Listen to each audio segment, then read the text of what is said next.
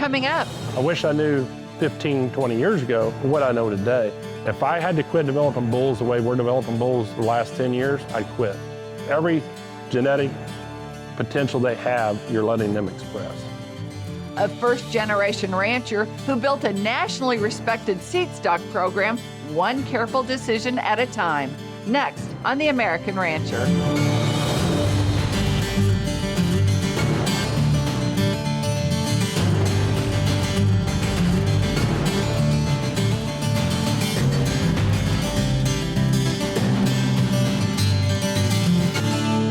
Hello and welcome to The American Rancher. I'm Pam Minnick.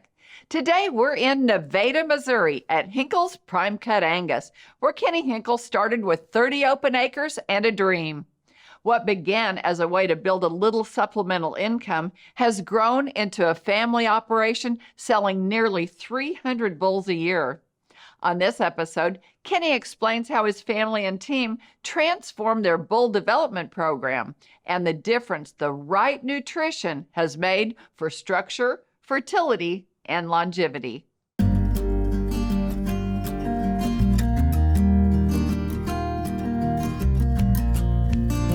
We literally started with nothing here.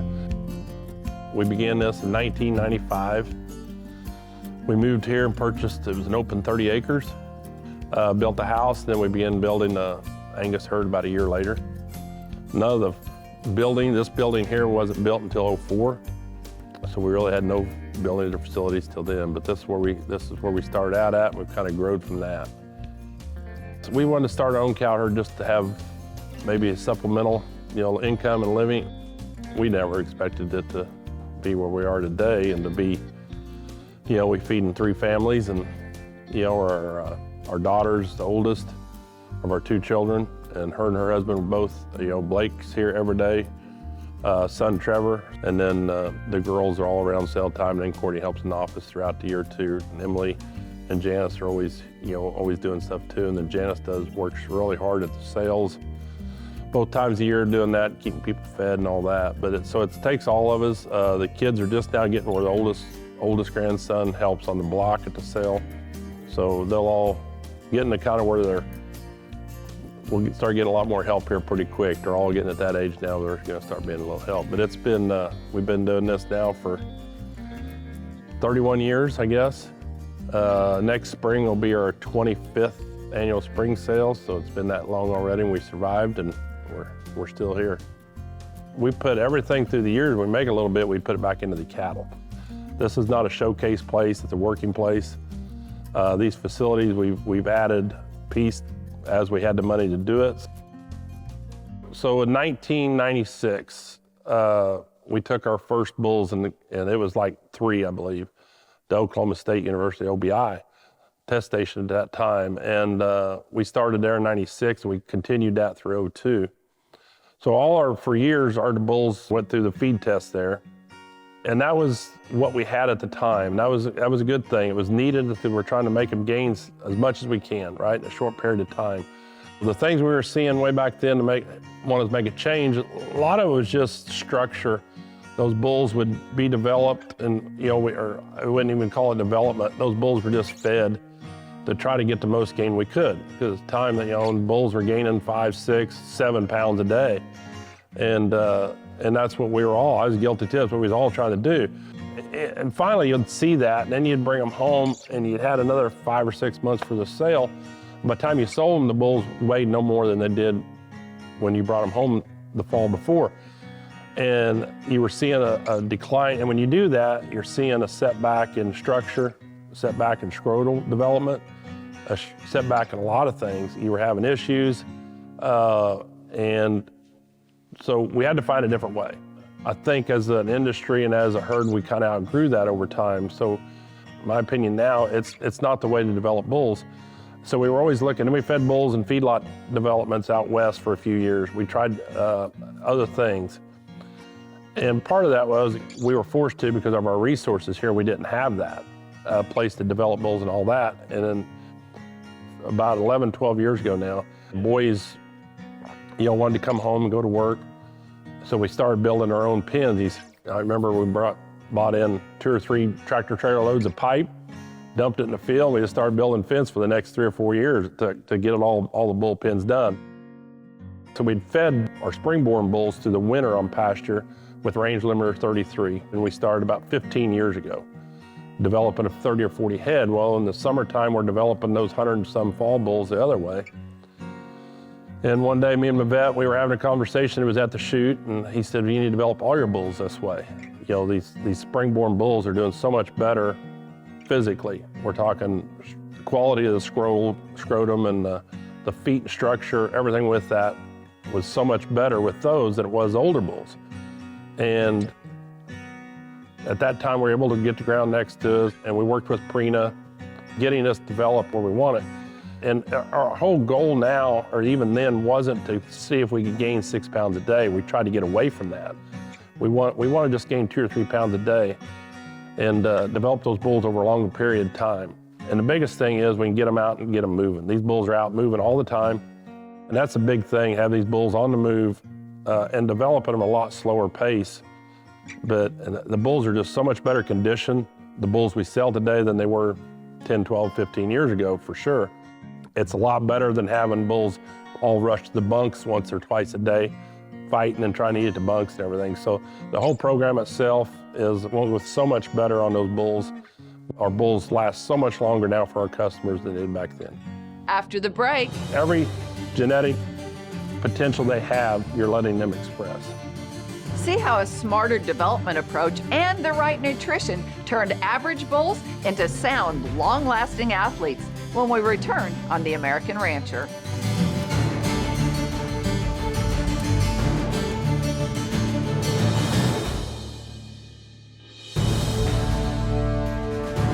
Welcome back to The American Rancher. Kenny Hinkle knew his early development methods weren't delivering the kind of cattle his customers needed.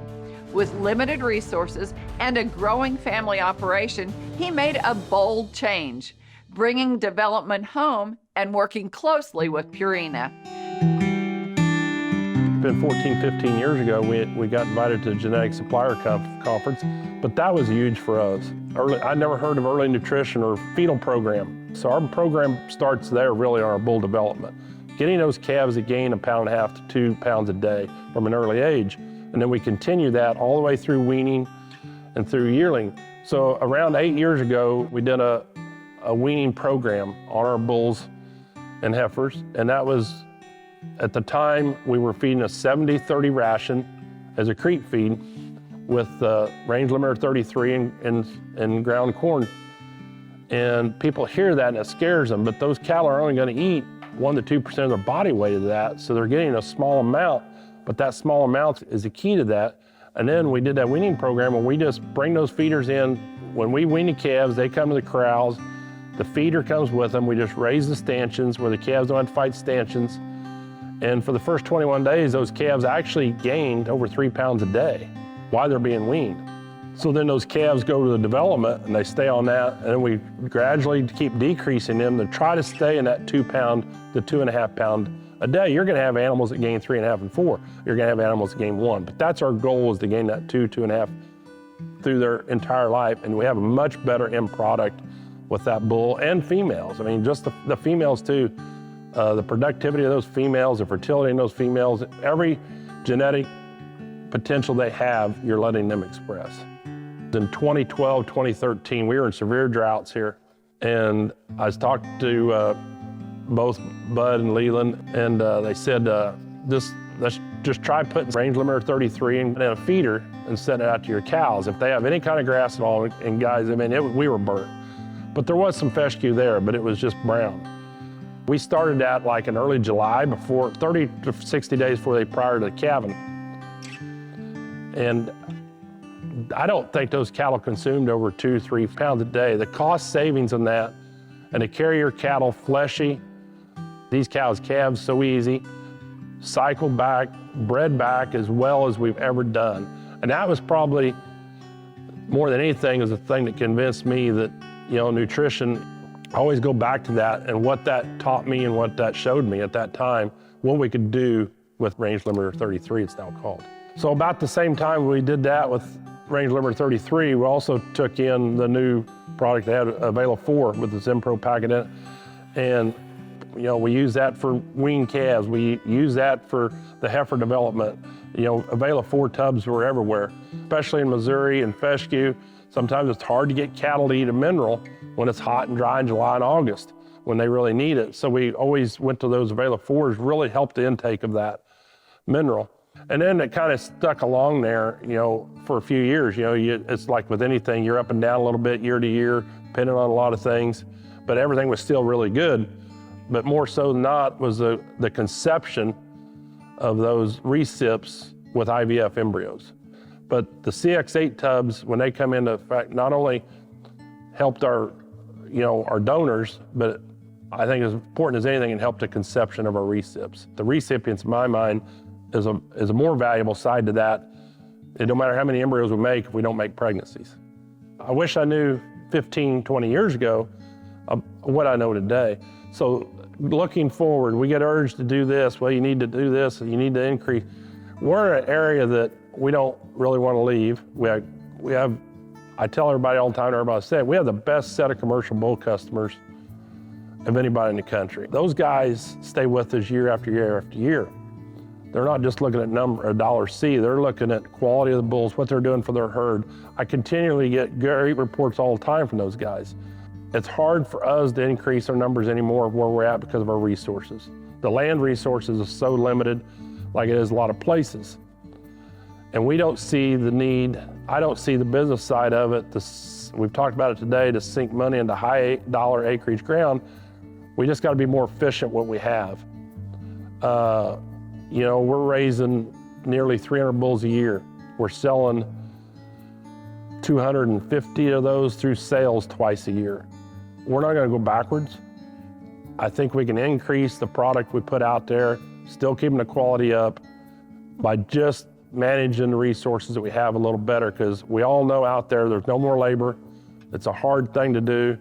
Our specific path of what we've chosen was probably the same reason I chose it 25, 30 years ago, was to try to make the best quality we can from the fewest numbers we can.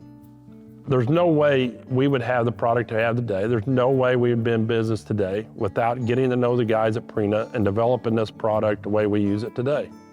If I had to quit developing bulls the way we're developing bulls the last 10 years, I'd quit.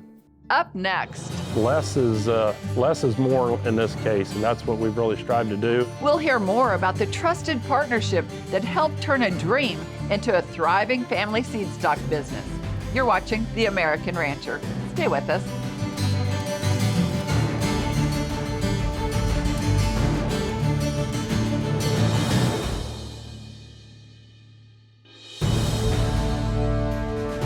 Welcome back to The American Rancher and our story on Hinkle's Prime Cut Angus.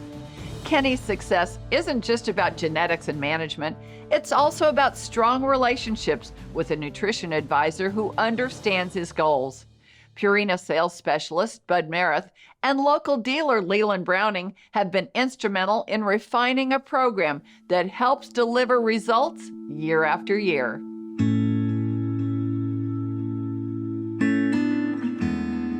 One of the things that really rewarding is to see folks like Kenny that really started out with nothing and very little cattle background and develop it into a first-class, really nationally known genetic supplier. What Kenny has is a program.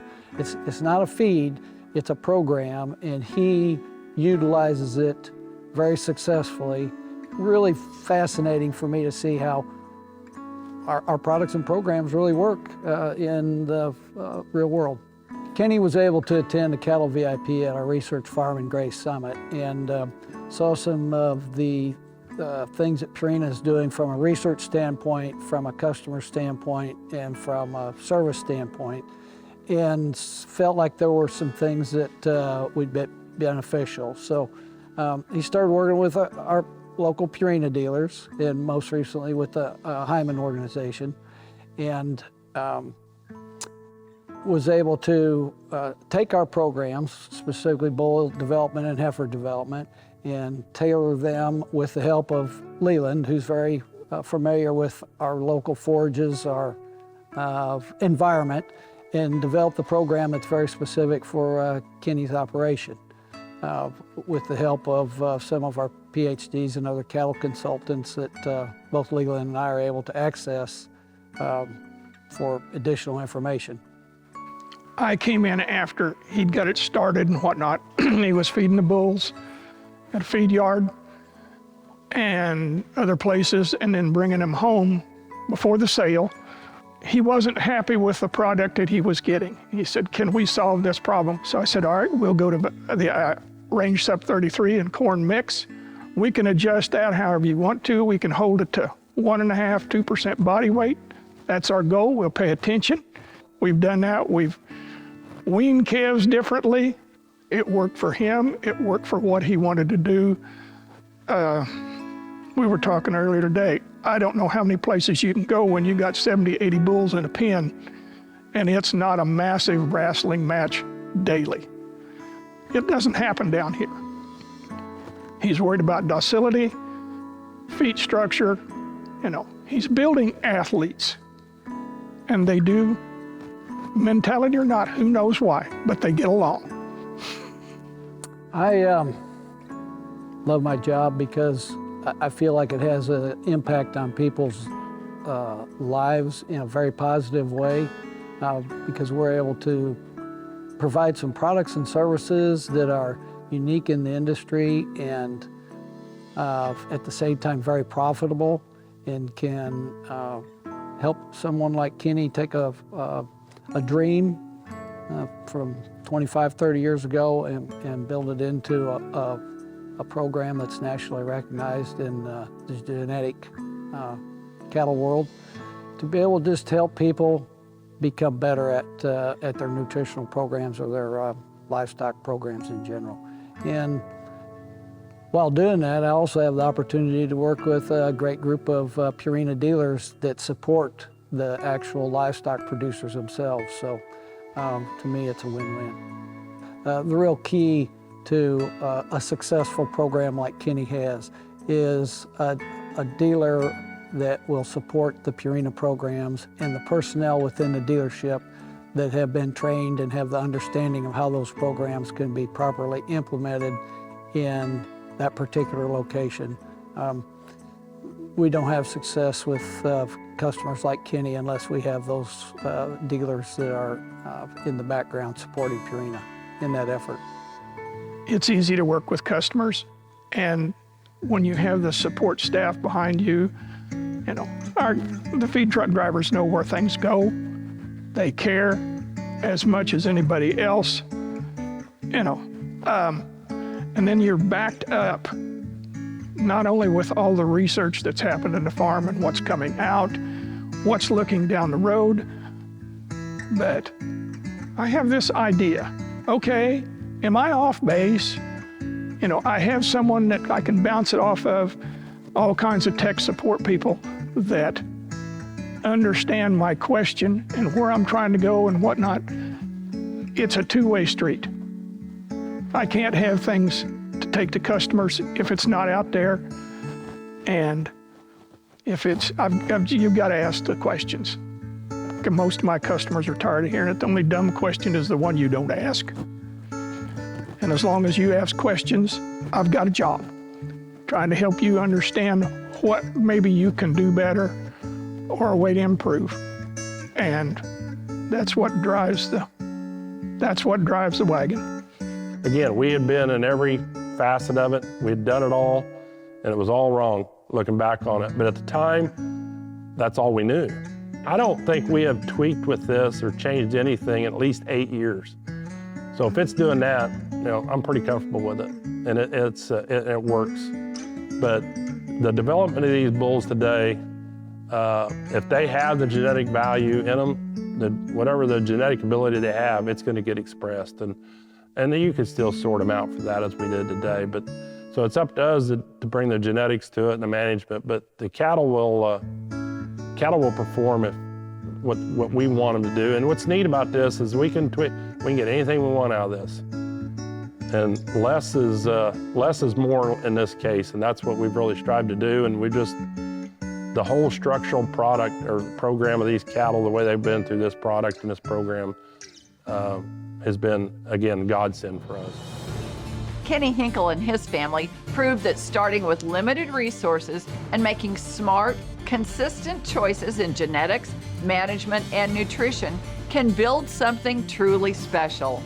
Thanks to Kenny, Blake, Trevor, and the entire Hinkle team, along with Bud Merritt and Leland Browning. That's all the time we have today. We hope you enjoyed the show. To find out more about us, visit our website, theamericanrancher.com, or connect with us on Facebook or YouTube. I'm Pam Minnick. For the entire American Rancher team, thanks for joining us. We'll see you next time.